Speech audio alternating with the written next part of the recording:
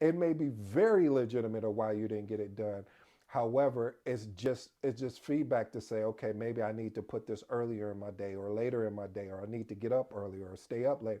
So the feedback should be conditioning you what you need to potentially do, which leads me into point number four. You need to embrace change and adaptability. That's the same thing with a project.